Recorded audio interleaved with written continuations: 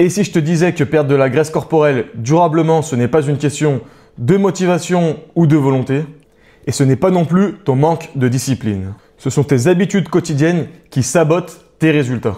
Parce que soyons honnêtes, si tu t'es retrouvé avec 10, 15, 20 ou 30 kilos en trop, ce n'est pas par accident. Ce sont des mauvaises habitudes que tu as répétées chaque jour. Et tu veux savoir la bonne nouvelle, c'est que tu peux changer ça. Tu peux littéralement transformer ton corps, ton énergie et ta confiance.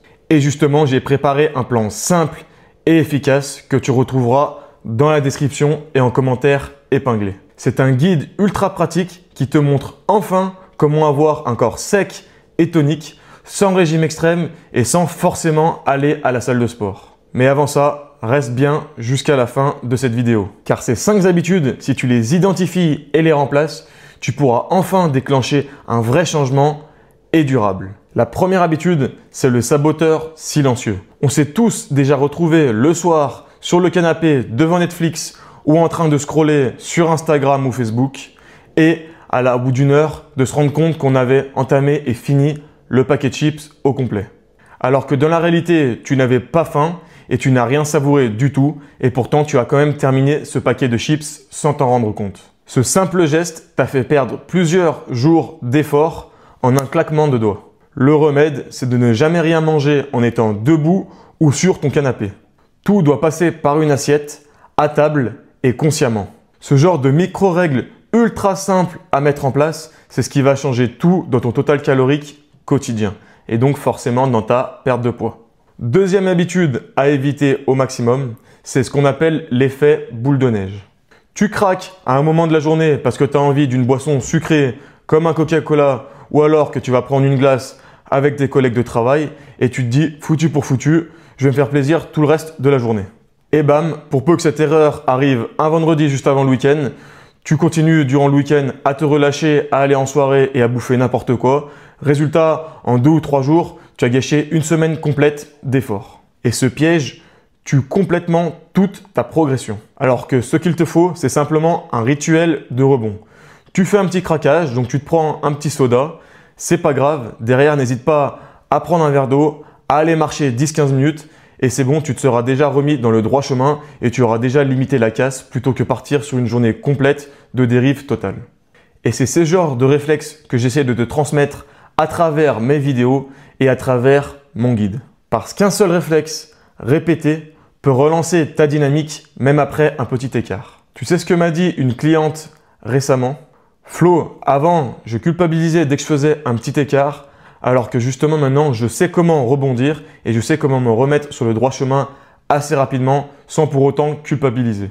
Résultat, elle a perdu 6 kilos en 2 mois et ce, sans frustration, mais juste avec des routines adaptées à sa vie. Troisième habitude à abandonner, la gueule de bois du gras. Tu manges propre toute la semaine, donc du lundi au vendredi, mais les week-ends, tu te lâches. Tu fais apéro sur apéro et fast-food sur fast-food. Et ensuite, tu vas te demander pourquoi rien ne bouge sur la balance. Alors que n'oublie pas, l'alcool, c'est une des pires choses quand on veut perdre du poids. L'alcool notamment te sabote sur plusieurs points qu'on va voir ensemble. Si tu ingères de l'alcool, tu dormiras mal derrière, en plus de dormir beaucoup moins longtemps en général. Ensuite, tu grignoteras beaucoup plus et tu auras toujours plus faim. Tu zapperas tes entraînements parce que tu seras beaucoup moins énergique et que tu auras peur de te blesser. Et tu perdras ton momentum. Donc c'est vraiment le moment où tu étais le plus motivé et que tu commençais enfin à voir des résultats. Tu crois avoir été discipliné, mais n'oublie pas que seulement 2 soirées peuvent ruiner entièrement ta semaine d'effort. Fixe-toi une règle simple à suivre ou alors lance-toi un défi comme par exemple faire 30 jours sans une seule goutte d'alcool. Tu verras que ce sera bénéfique pour ta santé et pour ta perte de poids. Tu verras que tu vas être bluffé de l'impact de l'arrêt de l'alcool ou de la diminution sur ta silhouette ainsi que même sur ta peau et le visage éclatant que tu auras derrière. Quatrième habitude à abandonner, j'attends d'avoir plus de temps. Tu attends que ce soit plus calme ou alors tu attends que tes enfants soient couchés ou bien encore tu attends que ton boulot ralentisse parce qu'en ce moment tu es dans une période de travail chargée. J'ai une mauvaise nouvelle pour toi, ce moment magique n'arrivera jamais. La bonne approche, c'est de viser le minimum efficace. Un smoothie protéiné, 10 minutes de marche ou encore 3 squats, Ce qui est le plus important, c'est que tu commences dès maintenant. C'est ce genre d'action imparfaite qui crée des résultats concrets. 5e habitude à abandonner, le piège du progrès. Tu fais tout bien pendant 10 jours, tu vas te peser et là, tu vois que le chiffre n'a pas bougé. Donc résultat, tu abandonnes. Stop! Il faut arrêter cette habitude et remettre en question tes attentes irréalistes et te mettre enfin à viser quelque chose de réaliste et d'atteignable. Tes 15 kilos que tu as en trop, tu ne les as certainement pas pris en 2 semaines. Alors pourquoi tu espères perdre 15 kilos en 2 semaines? Concentre-toi simplement sur les actions à mettre en place tous les jours et pas le résultat. Parce que si tu mets vraiment toutes ces actions en place, tu verras que le résultat suivra automatiquement pour peu que tu sois un petit peu patient avec toi-même. Fais-toi une to-do list et dessus tu vas marquer faire 8000 pas par jour, tu coches dessus.